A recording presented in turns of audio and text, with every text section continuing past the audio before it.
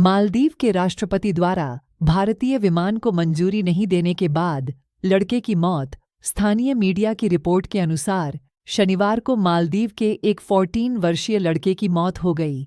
इन आरोपों के बीच कि राष्ट्रपति मोहम्मद मुइज्जू ने भारतीय डोर्नियर विमान के उपयोग की अनुमति देने से इनकार कर दिया, जिससे संभवतः उसकी जान बच सकती थी।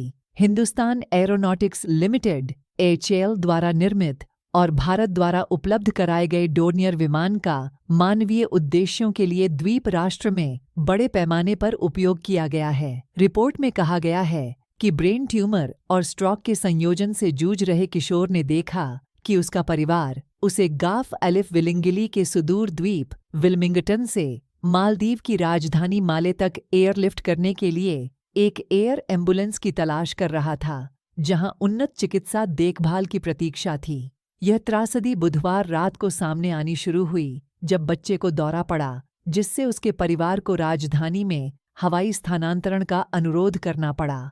हालांकि उनकी संकटपूर्ण कॉलिंग गुरुवार सुबह तक अनुत्तरित रही, जब देश के विमानन अधिकारियों ने अंततः प्रतिक्रिया दी।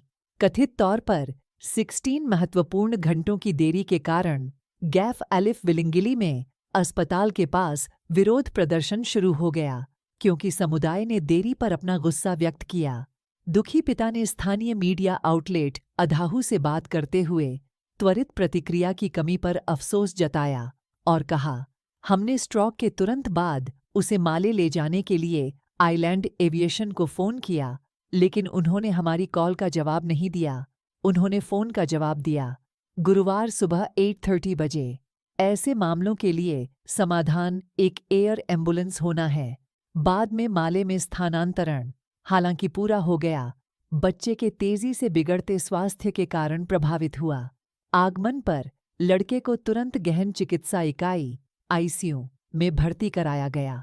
चिकित्सा निकासी के लिए जिम्मेदार कंपनी आसंधा कंपनी लिमिटेड ने एक बयान जारी कर संकेत दिया कि उन्होंने अनुरोध प्राप्त होने पर तुरंत निकासी प्रक्रिया शुरू कर दी थी। हालांकि उन्होंने अंतिम समय में तकनीकी गड़बड़ी का हवाला दिया, जिसके कारण देरी हुई। यह बेहद अफसोस के साथ है कि हम 18 जनवरी 2024 को GA विलिंगिली से आपातकालीन चिकित्सा निकासी घटना में शामिल मरीज के दुर्भाग्यपूर्ण निधन को स्वीकार करते हैं। आसंधा कंपनी का पूरा प्रबंधन और कर्मचारी शोक संतप्त परिवार के प्रति अपनी हार्दिक संवेदना व्यक्त करते हैं। हमारे विचार कंपनी ने एक बयान में कहा, जन्नतुल फिरदौस में दिवंगत के शाश्वत आराम के लिए अल्लाह SWT से सांत्वना मांगते हुए उनके लिए प्रार्थनाएं की जाती हैं। मीडिया वक्तव्य 18 जनवरी 2024 को GA विलिंगिली से आपातकालीन चिकित्सा निकासी घटना के संबंध में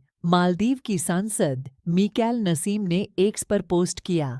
भारत के प्रति राष्ट्रपति की शत्रुता को संतुष्ट करने के लिए लोगों को अपनी जान की कीमत नहीं चुकानी चाहिए। भारत के प्रति राष्ट्रपति की शत्रुता को संतुष्ट करने के लिए लोगों को अपनी जान की कीमत नहीं चुकानी चाहिए। अभी कुछ ही दिन पहले मुइज्जू द्वारा डोर्नियर तैनात करने से इनकार करने के कारण एक अद्दू परिवार ने अपने बेटे को समुद्र में खो दिया।